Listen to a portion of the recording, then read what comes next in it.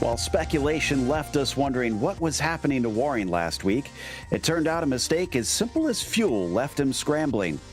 This week, he and the other drivers will need to focus solely on driving the track itself. Detroit is known among iRacers for claiming victims from the smallest of slip-ups. So we'll see who can avoid the clutches of its walls as we get ready to watch Round 9 of Flying Husky Racing. And you'll see it all live here on the Global SimRacing channel. Hi, I'm Joe Peak, and with me in the booth is DJ Clark. Behind the scenes is our director, Ryan Bauer, and he's using cameras provided by Dougie Beard. The Detroit Grand Prix goes back roughly 40 years now. To understand what the circuit is like today, let's head to our track guide.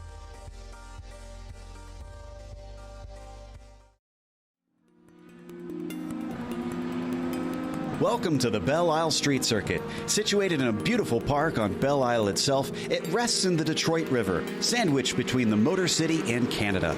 With it being in the far north of the Midwestern United States, as you'd expect, harsh winters make this a bone-jarringly bumpy track. It's most known for IndyCar's yearly visit, but has also seen IMSA hold rounds here lately. The 14 narrow corners only add up to a mere 2.3 miles in length, but it can tend to feel like a lot more just from the sheer stress of keeping your car out of the walls. Runoff is non-existent in the majority of corners, so mistakes tend to be punished with race-ending damage. The dangers include the tight and twisty fountain section with its rapid-fire set of bends, and the frightening turns 12 and 13, which end the lap with two swift kinks. However, the most notorious spot on the track is the exit of Turn 2, made famous by collecting the Corvette pace car into its hungry walls one year. The first two turns are a quick chicane, so the extreme change of direction, plus the rise in the track as it crosses over a creek, means grip and balance can disappear in an instant. While the setup of the car can sometimes help lessen the annoyance of the bumps a little, what this place all comes down to is driver skill and daring. Precision will pay off with the close proximity of the barriers.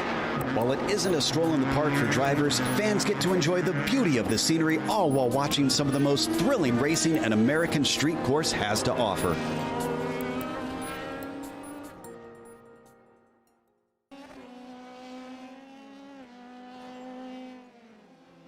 Well, DJ, Detroit, the city, obviously has earned a reputation around the country as being a bit of a rough place, but I think it's got a street course to match it, to be honest. Oh, it certainly does, Joe, and the bumps will certainly give you bruises around here at Belle Isle. This is a very, very tight and technical street course that will catch out any driver who is not on top of their game the entire way through. Now, there are a couple of good passing zones. I know it's a little bit of an oxymoron for a street circuit, but the dive down going into Turn 3, normally a good area, that right-hander, as well as the dive off of the backstretch. A couple of the tricky sections to watch out for. Well, we always talk about that fountain section as being so difficult to manage. Specifically, the second part of it, as you go through there, it's very tricky to apply the brakes in an open wheeler like this. Try to slow the car down a little bit and not lock up those front tires. A crucial area to get off, though. You want to get a good blast down the backstretch coming out of that Turn 7 area. Very crucial to try to get a good pass done. But ultimately, Joe, I think in these very fragile Formula 3 cars, it's really going to come down to just keeping these things off the wall. Especially today, it's so tough here. But before we get to that racing, we want to mention our sponsors, including NORSLED, which is a nonprofit animal welfare organization dedicated to rescuing, rehabilitating, and finding homes for unwanted, abandoned, and abused husky dogs. Today, every Flying Husky Racing track day or car event benefits NORSLED, with a portion of the proceeds donated to them. Even if you can't adopt, you can still help and ensure care for these amazing animals through your support. Save a Husky. For more information, contact Todd Curtis through email at todd@flyinghusky.racing. Flying Husky Racing is a car club based in the Pacific Northwest that delivers premium track days and car events for automotive enthusiasts. FHR is dedicated to safety, development, and building community among members and participants. Find out more on the web at flyinghusky.racing. Flying Husky Racing. Track days are the best days. Now, for today's event, it's a pretty typical fare if you've been watching this series, but in case you haven't, it is another 25-minute race that we have here for round 9, as was mentioned in the Dallara F3 cars. It is a 15-minute open qualifying session that they're running right now, and they have some fast repairs in case they get some damage, which today is probably going to get used by a number of drivers throughout the race. Even some of the best need it around here, so no shame in having to duck in and get a spare car at this place. Michael Broomhead actually holds the provisional pole position, but there's only 3 drivers that have managed to set a lap. That is how tough it's been just to get a clean one in. Yeah, Joe, as I mentioned, the bumps around here can really upset the suspensions of these Formula 3s. And if you're not absolutely perfect with your throttle application, it can really send you for a loop through right into the wall. We watch here as Dan Garber works his way around that fountain section that I was talking about. And this is that corner in particular right there coming down into that right-hander. You can see that lockup from the right front. Garber having to fight against what I was talking about, but he was able to still get the car wound up under him, hoping to set a clean lap here. Broomhead goes a little bit faster up at the top. Colander joins those who have managed to get a lap on the board. Let's see if Garber will as well. As he comes across, it is a 1:26.1, so that will put him into 4th place behind Colander. Expect a bit of a spread around here as some drivers more willing than others to dare to get close up to those walls.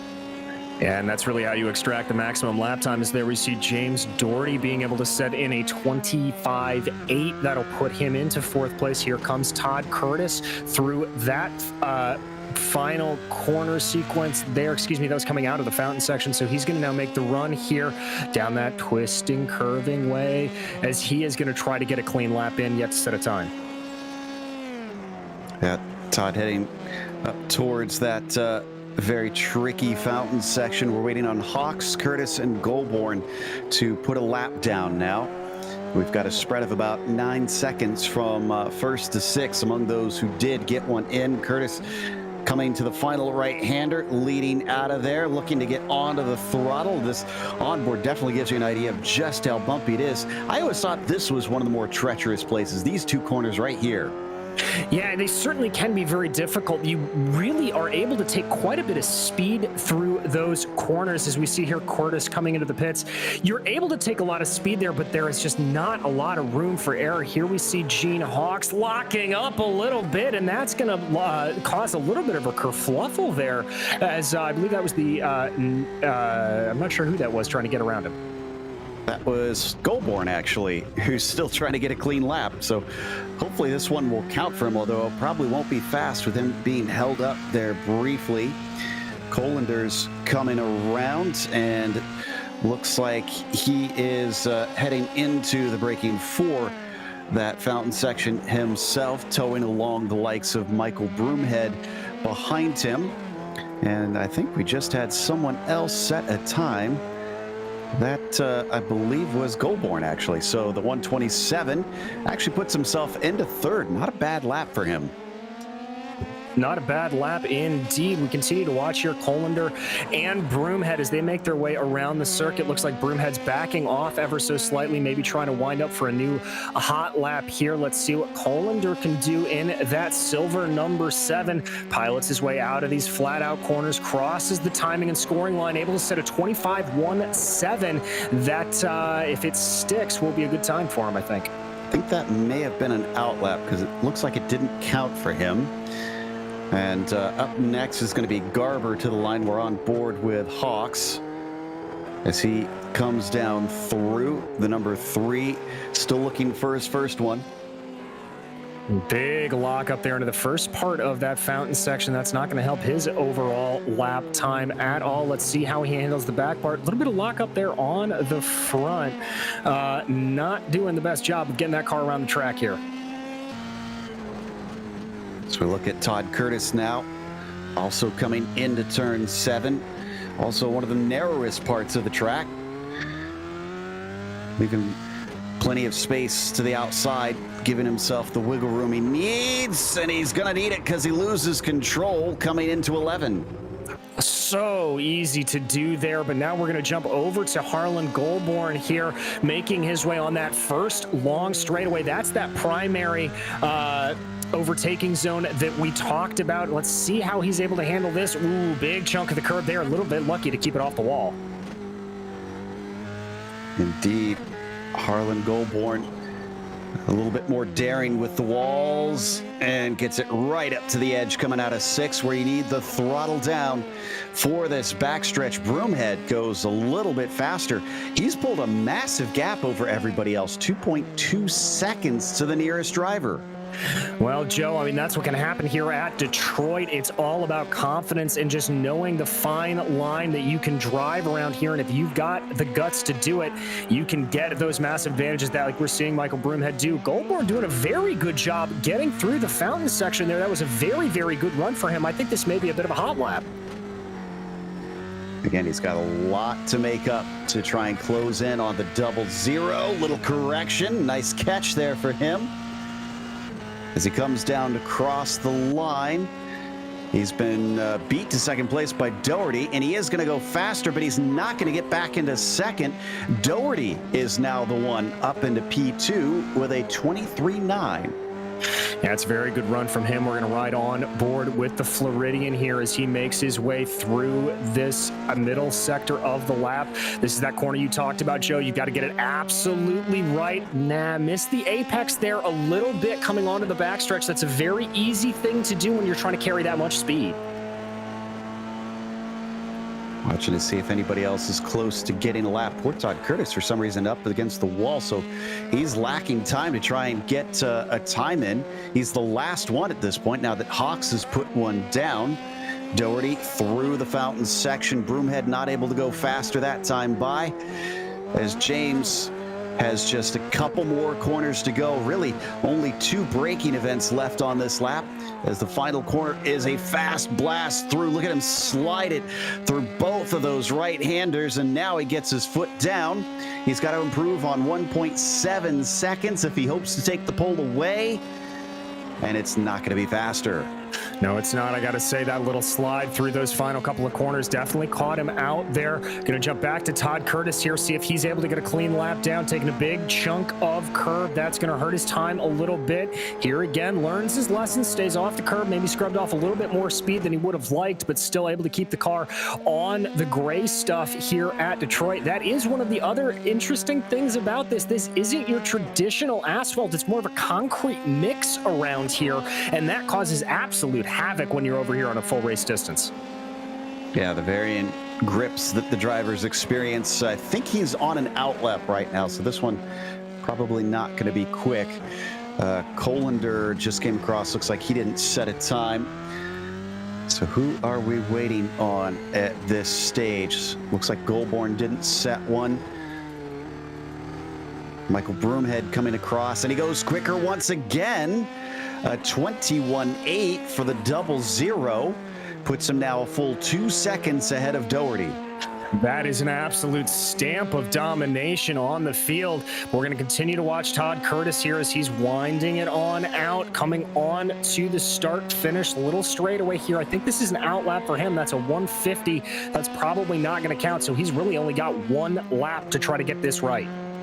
I think he'll come around in time to get another flyer after this one if he feels like he needs to take it. But as we hop on board, coming down the braking for turn 3, once again, he's just trying to get this one clean and across, it looks like. Yeah, and that's a very, very good strategy here at Detroit, and ones that will play dividends when we get to the race itself. Curtis doing a good job winding it around here. Good blast onto the back straightaway, able to get a good amount of speed coming through there. That's a good setup there for Todd Curtis in the 72. So looking for his brake marker now down into 7. Ooh, Horvath goes quicker in the 382. That puts him into 3rd. So a few drivers finding bits and pieces here at the end of this qualifying. Hawks goes faster, but he'll stay in 8th position, improving by about 2 seconds.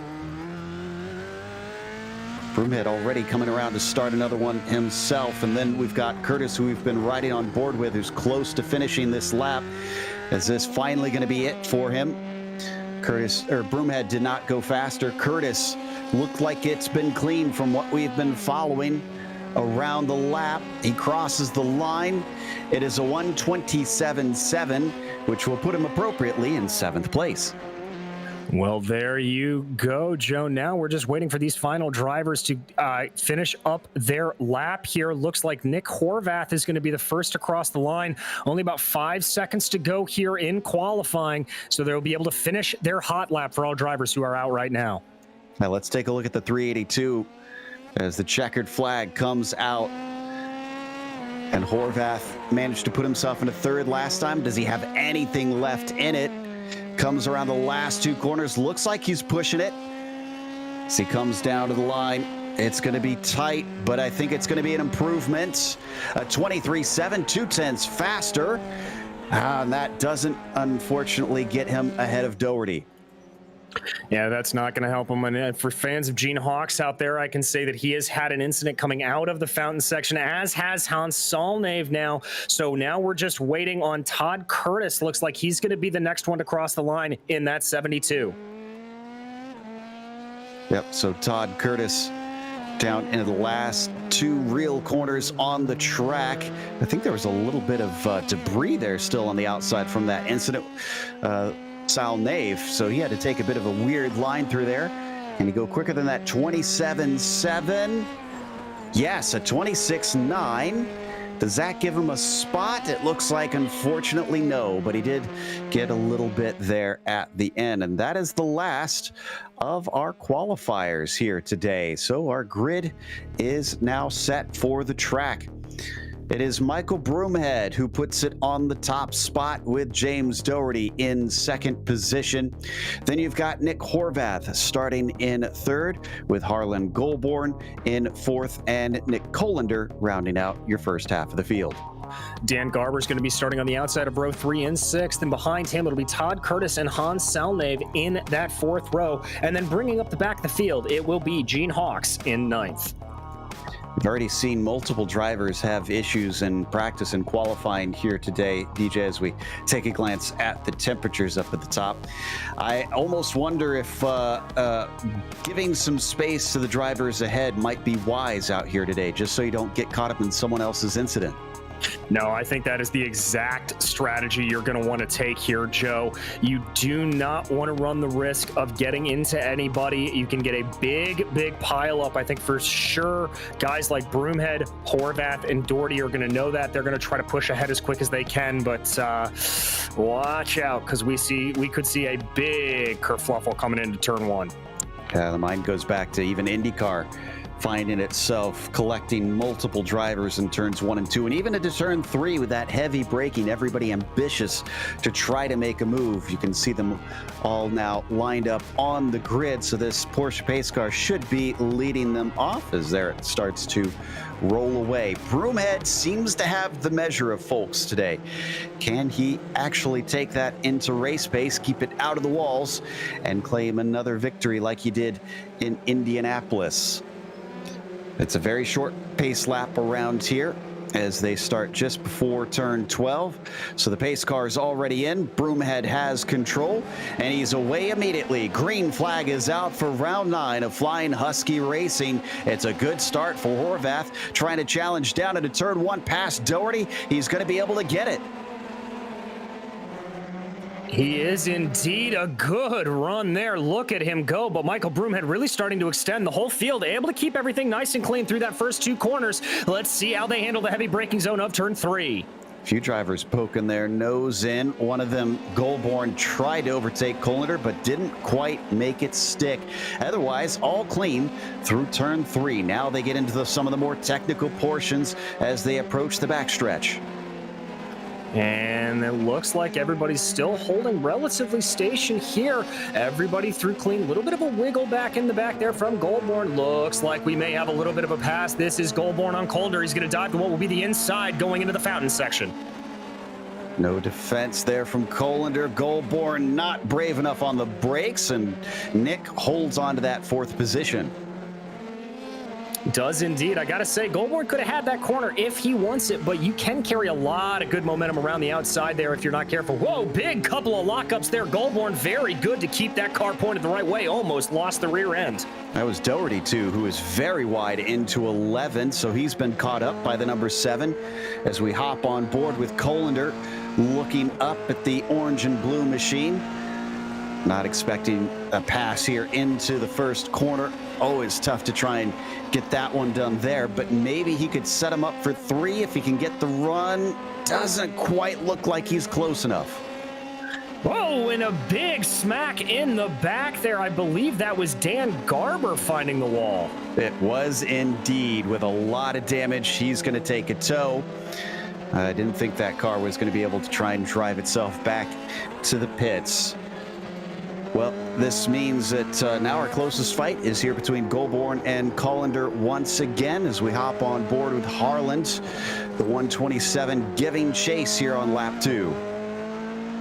And let's see if he's able to do this time what he wasn't able to do last time down the backstretch. You can see those cars dancing around on the bumps here of this very abrasive surface. Not quite close enough, but he's going to poke his nose in, just try to force a mistake out of Colander. But Nicholas Colander way too wise for that, and the 7's going to stay ahead. So no pass quite yet. I can also report that Gene Hawks seems to have taken a tow. I didn't see him hit anything, though, so I'm not sure what caused him to come down into the lane. Into turns 12 and 13 rather. Colander and Goulbourne still only separated by 0.4 of a second. They get ready to start lap 3. And there we focus back on our leader. This is Michael Broomhead, who just set the fastest lap of the race with 1:24.328. Oh, a big hit for Goulbourne in turn 2. Serious damage. That's also going to be a tow for him. Let's take a look at the replay. I think he lost it on his own here.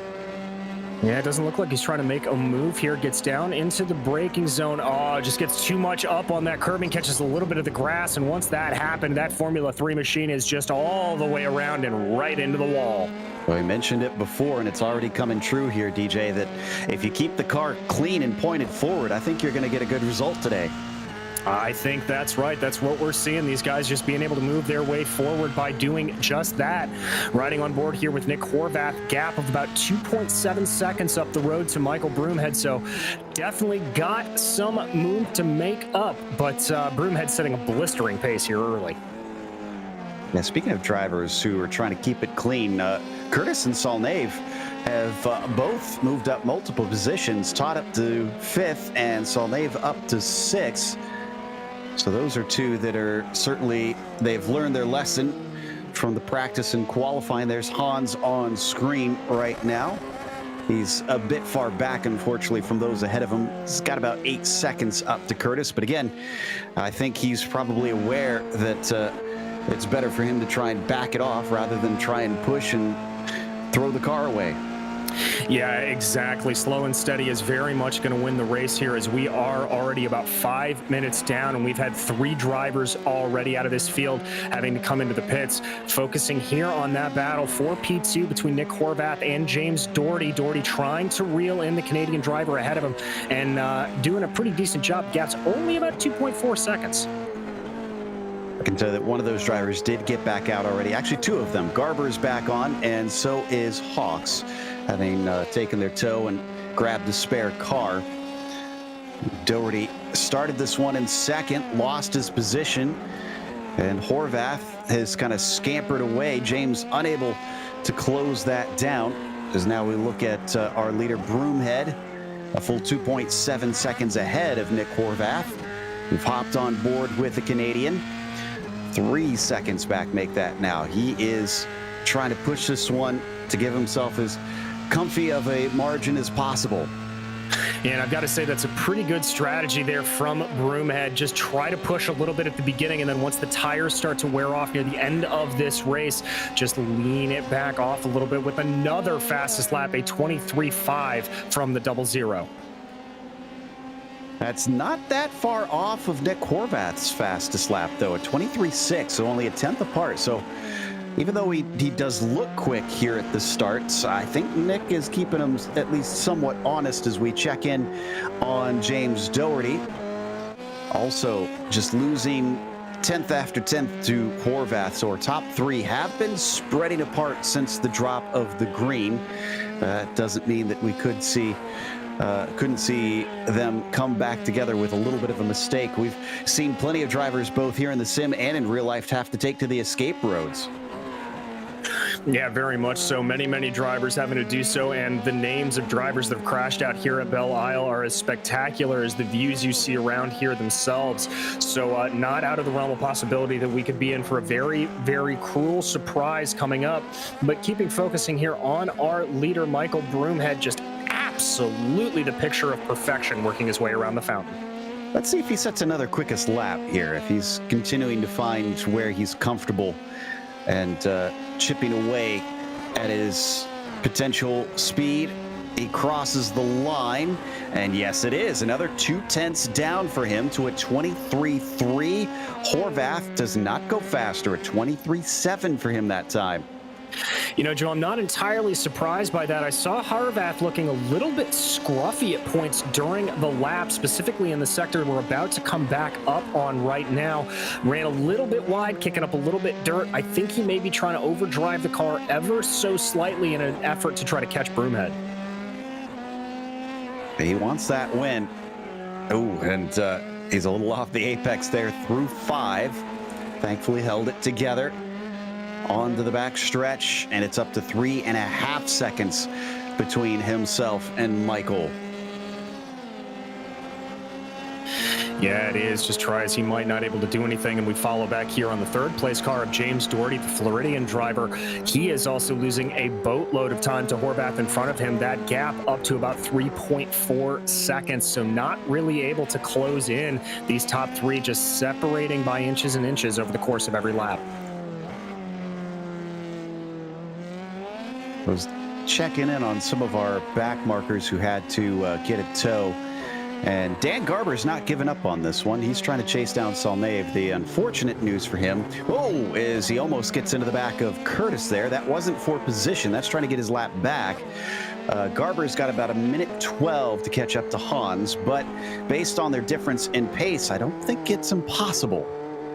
No, it's not. He's got about a 5-second improvement over Hans lap per lap. So definitely able to do that if he is able to keep these quick times coming in. Another 2/10 for Broomhead. He's now got a 1:23.1. Compare that to his first full flying lap. The second one, a 24.3. He has been just picking up the pace left and right. So that is, of course, Garber that we see in the orange, blue, and black as we now head over to Broomhead into the fountain section and down through this narrow portion. One of the few places where you do have grass around this street circuit. Definitely don't want to make contact with it there, as he has to have only the tiniest of corrections. DJ, this is apparently the man to beat. Why don't you talk us around a lap with the 00? All righty, Joe. Well, let's jump on board here so we can get an eagle-eyed view of it. There you see it cross over the start-finish line very lightly onto the binders here through this 1 and 2 section. You need to be very careful. Wait to put on the throttle until you crest over that little hill right there. Now you're on a full blast down this straightaway. Just keep it as nice and easy as possible and get over to the left. Hard onto the brakes, about the 100-meter board. Clip that apex very so slightly. You don't want to take too much of the curbing or it will unset the car. Do the same thing again there going into turn 4. Now bring it over far to the right. Bleed off a little bit of speed. You can carry a good amount here. And then into 7. This is the crucial corner.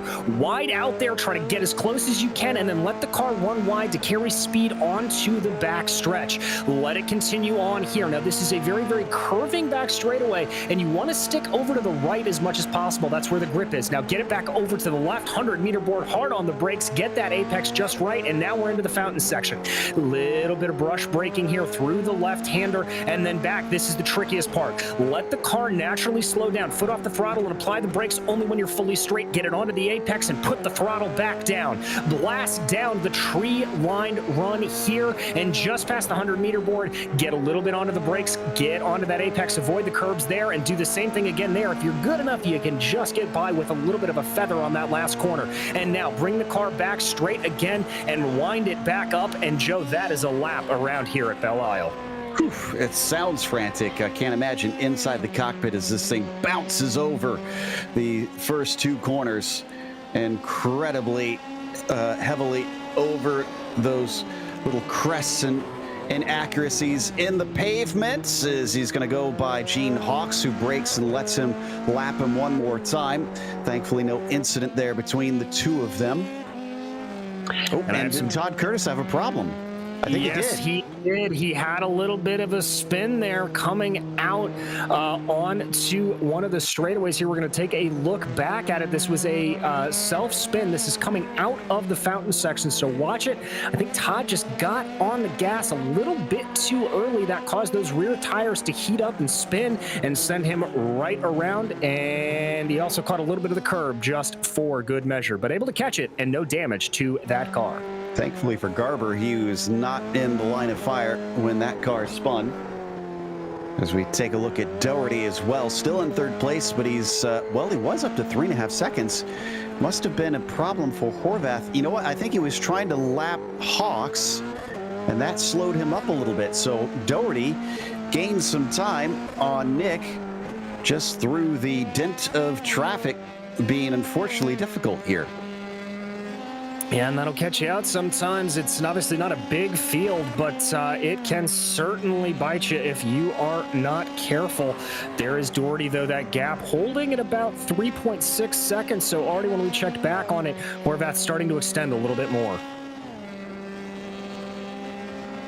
So Todd Curtis, unfortunately, looks like he had to take a tow. Must have had a little bit of damage as he stopped into pit lane. No, actually drove it into pit lane, it appears, and took a spare car. So he's back out and ready to go as we check in on Nick Colander, up one position from where he started in fourth place, but a full 15 seconds behind Doherty. Well, I think for Nick, he will just be happy to be surviving this race as he has seen the massive amounts of attrition from everybody else in the field, piloting that silver car through those final tricky corners. Let's see how he handles onto the backstretch. That's about as perfect a line as you can get coming out of there, Joe. Well, he's going to have to hope to be that little bit more perfect if he wants to catch up to James with the big gap that is pulled between them. Now you can see it on screen between the two drivers. They're already down to 11 minutes to go, so not much time since these things circulated about 1:20. I think they're only going to get, what, about 7 or 8 laps here? Yeah, I think that's about right. But, Joe, this is where tire wear is going to start to play in a little bit. These drivers are going to have to think about the fact that they've been running hot for a while, and the tires are going to be just a hair cooked. They've got to be a little bit more careful, and this is where you've got to be absolutely on the top of your game. No mistakes. Otherwise, you will be right into that wall. I mentioned about the importance of keeping those mistakes away, and Saulnave, because of Curtis's problem, is now up to 5th, up 3 from where he began this race. So a tip of the hat to the number 8 here, who we see on screen. We've hopped on board with him now. Yeah, and Joe, correct me if I'm wrong. If he's able to maintain this position, I believe this would be his best finish of the season. I'll have to check, but I think you might be right on that. I don't recall seeing him with a top 5 yet. Something he should be proud of if he can just keep it together for 10 more minutes, as the Canadian Broomhead is actually getting close to him. No, he just went by him recently, excuse me. He's coming out of the final couple corners to cross again. Now, he hasn't gone quicker since lap 6. This time across, take that back. He just set another fastest lap at a 22.8. Well, so much for my theory of taking a little bit easier on the tires there. Michael Broomhead just going for broke. Behind him, though, you will see him just coming out of the corner. Nick Horvath definitely looking like he's struggling ever so slightly on those tires. I saw him having to make a couple of corrections on that past lap. We did do a personal best of 23.4, but that is, gosh, about 0.6 off of Broomhead's best, so he's certainly not able to handle the older tires the way that Michael has. So he's coming out of 5 and into 6 onto the backstretch. Let's see if he can be smooth here. Looks pretty smooth going in there, but where I definitely saw him slow down was going into this fountain section. So let's keep the cameras here, see if he makes any other little mistakes or anything like that. Hard onto the binders there, able to keep it. Now coming through there, a little bit of a left front lockup, a little bit of a wiggle from the car. So that little sequence proving to be a little bit of a thorn in the side of Nick Horvath. Don't look now, but I think we might have a battle brewing soon. Curtis, after he took his free repair, because he drove it back into the pits, is trying very hard to catch back up to Salnave, and he's only got 3 seconds to do it. Indeed, getting out of the way there, though, for Nicholas Colander. That is a obviously car on a different lap than Curtis, but that's Salnave right there, and that's Curtis coming out of the fountain section. So you're right, Joe. This has the potential of being a battle. I'm pretty sure Hans, if he's going to do similar to Curtis, is going to lose the same amount of time trying to allow that car by. Colander approaching him now into turns 1 and 2. No, maybe he can get away easy down the stretch towards turn 3. If he gives a little bit of a lift, he can get away with a lot less time lost. Yeah, Ken Salnave looks like he's going to get over to the right. Let him go by, just that little bit of a lift. Colander later on the brakes. Oh, Salnave locks up, and that's going to bring Todd Curtis right up his gearbox. Distracted him, letting the lapping car by. But now Curtis has got to make the overtake, and he's looking a little bit timid on it. Doesn't want to try and rush it. No, I think that's the right move for the 72. Just wait for the right opportunity. There you see winding up that backstretch run a little bit better, and indeed such a better run. Breezes on by Hans and moves himself up into 5th place. Well, it was great while it lasted for Hans, but he's back down to 6. Again, not over. 6.5 minutes left to go. So he could find himself inheriting that back, even if he doesn't have the pace. Yeah, so he's going to have to keep an eye on that, make sure nothing else happens to him. But here is your leader, Michael Broomhead, as he comes around here, ticking down under about 6.5 minutes to go. Broomhead has been the model of consistency. I'm not going to say much quite yet. I don't. Commentators curse him here. He has 7 seconds over Horvath.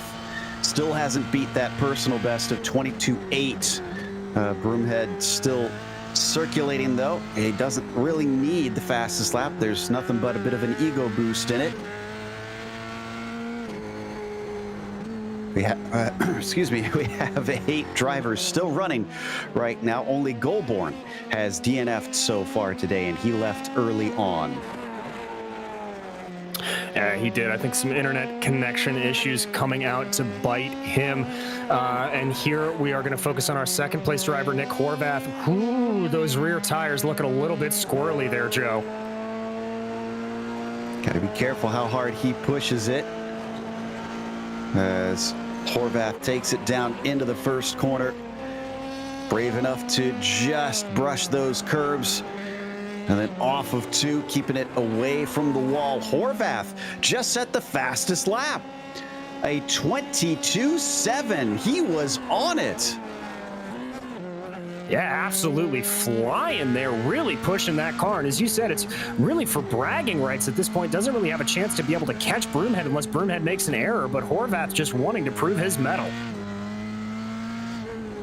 Well, that certainly raised my eyebrow.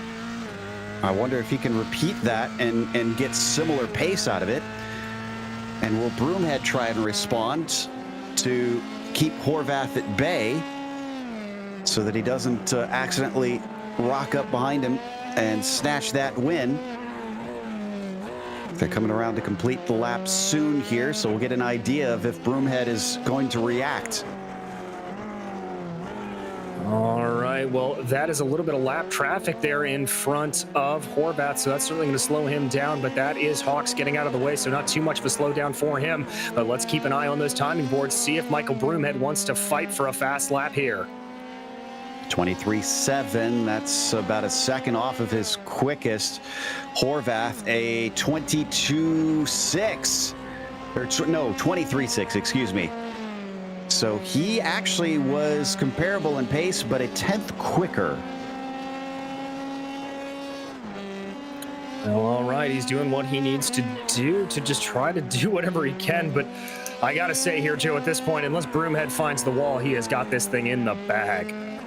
Bad news for fans of the number 8 car. Dan Garber is approaching at a pace that looks like he might actually be able to take that 6th place away as well. He's 13 seconds behind last lap. He was 9 seconds quicker. And that is a very, very big gap, to say the least, to be able to do so. That may be a little bit something to keep an eye on. Willing to bet Garber doesn't want to give this one away in hopes that he can maybe get one more spot, push hard, try and make that last overtake in the end. We're on board with the Northwest driver, this time across the line. A 24/7 personal best for Garber Salnave, a 34.3, so almost a full 10 seconds quicker that time. Oh my goodness gracious, that is what we call a Schumacher qualifying lap. That gap is only about 6 seconds now, so I've got to imagine he's going to be able to catch it. Nick Horvath there, you can see on your screen, is going faster again. Broomhead set a personal best, so he is trying to respond. It was a 22.8, but Horvath 4/10 faster that time by. I fear this might be too little too late, because he's got to make up 6 seconds, and they've only got, I think, 2 laps to go. Yeah, Joe, I think this is a little bit of a situation where maybe Horvath just likes the car feeling a little bit lighter on fuel, and so that's why he's able to go as fast as he is. But we continue to follow here Dan Garber. He's got that gap down to about 2.5 seconds up the road. There you can see Salnave. So this is the battle for 6th place. Let's see if Garber can get it done. Comes up to the back of him quickly, but he's got time. He doesn't need to rush this, and it looks like Hans is not going to fight it. He pulls over and lets Garber by. All right, some good sportsmanship there from the driver of the number 8 machine, Hans Salnave. Dan Garber going to be in that 6th place position as we tick down under a minute and 20 to go. Broomhead this time by 23.5. Horvath following him across the line. And it's going to be a 23.0. Still quicker than Broomhead by half a second. Is Michael managing this race? I think he might be. He may be in a little bit of a damage control mode to just make sure he's able to do it. And bad news for Nick Horvath. That was the white flag they came by on. So this is going to be it for the driver of the 0-0 machine. Dan Garber in that 6th place. We saw him get around Hans Salnave. He is the only driver up ahead of him. And Broomhead does not have to go by Garber. He's not under pressure here. So if Garber's holding him up, he can just wait patiently. Of course, Dan's already taken the one spot he had available. So if he wants to let him lap, he certainly could. We'll see what he does. 20 seconds left on the clock. We should end just in time here. And he is going to let him by. Doesn't want to have to do that extra lap. Broomhead down into turns 12 and 13. He wanted Indianapolis. Add Detroit to the mix as Michael Broomhead takes the victory here in the Motor City. A commanding drive there from Michael Broomhead. Garber comes across the line to take 6th, and there is your 2nd place finisher, Nick Horvath. Doherty went from 2nd down to 3rd. But interestingly, our podium at the start was the podium at the end, just in a different order between 2nd and 3rd. Last of the drivers are now coming across the line, 8 of them able to see the checkered flag today. So that's going to take us to a quick break here on the Global Sim Racing channel. We'll come back with the unofficial results as well as driver interviews, so stick around.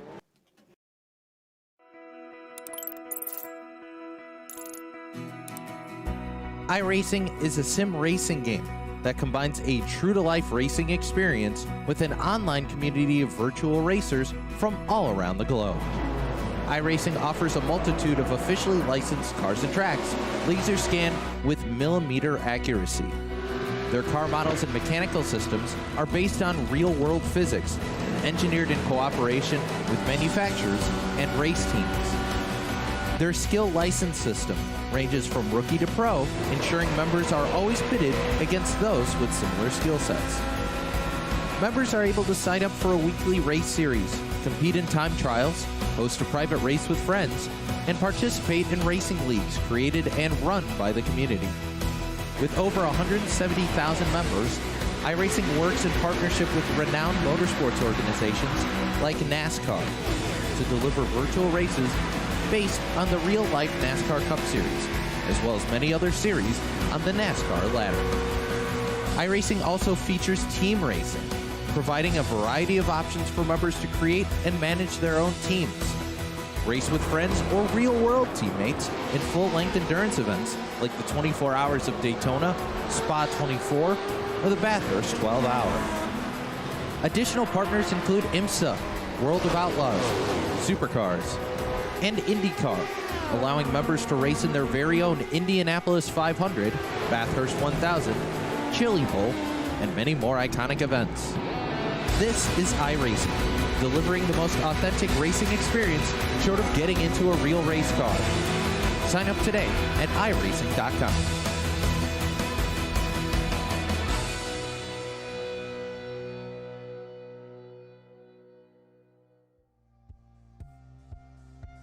Welcome back to Belle Isle.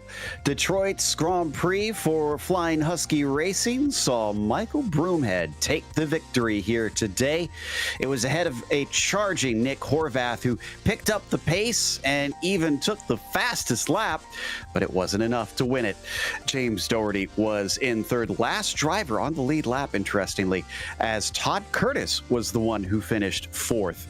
Nick Colander must have had an issue late in the race. He finished fifth. Dan Garber was sixth, Solnave seventh, Hawks was eighth, and a DNF today for Goulbourne, unfortunately. That takes us to our winner, Mike Broomhead, who ran up front, but late on in the race saw that gap starting to come down. Mike, I have to ask, were you managing the race towards the end?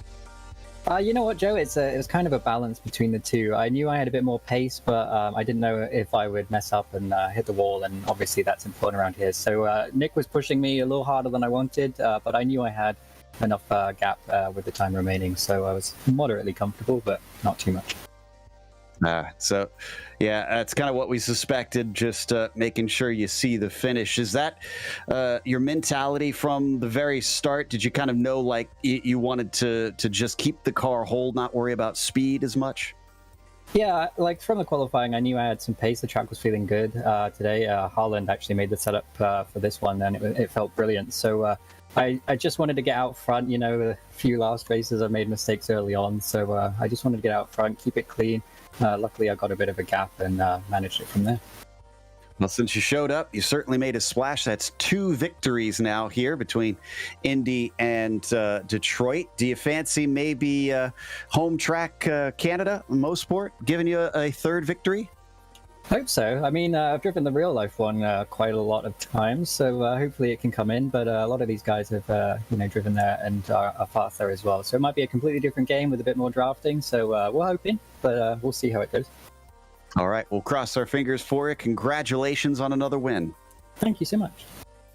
That was Michael Broomhead, our victor here today. And we have Nick Horvath with us. DJ is caught up with our second place finisher.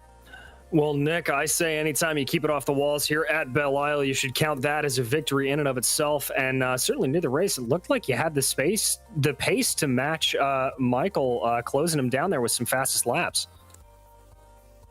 It honestly, trying to catch Mike was probably the hardest part, but I'm more happy to have a clean race. It's way better to keep anything out of the walls here. It's always a challenge, especially when you're trying to run as fast as we are.